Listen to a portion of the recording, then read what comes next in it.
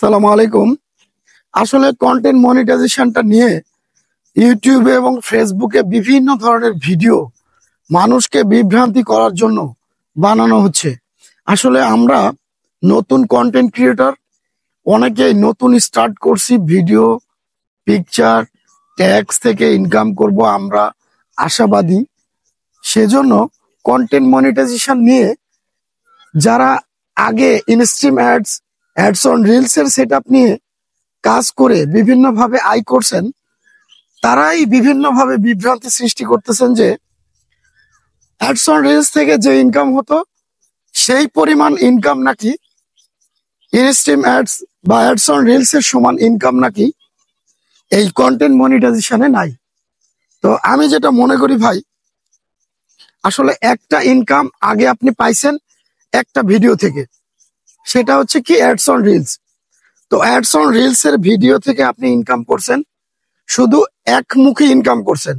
আপনি এখন যদি আপনার ফটো, আপনার ট্যাক্স, আপনার ভিডিও, আপনার লং ভিডিও সবগুলো থেকে ইনকাম করে একসঙ্গে ইনকামটা যদি আপনার অ্যাকাউন্টে জমা হয় এবং সেটা প্রতিদিন শো করে, সেক্ষেত্রে তখন আপনার ইনকামটা কিন্তু অনেক বেশি মনে হবে।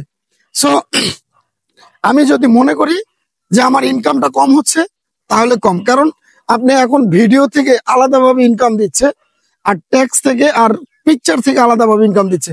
তো আপনি যখন সব মিলিয়ে ইনকাম করবেন, তাহলে সেটা একটা গ্রাজুয়ালি দিন শেষে একটা অ্যামাউন্ট দাঁড়াবে। সেজন্য আপনি এখন অ্যাডস অন রিলস এর ইনকাম কম দেখে এই না যে আপনাকে কন্টেন্ট মনিটাইজেশনে ইনকাম কম দিচ্ছে, বিষয়টা এরকম না।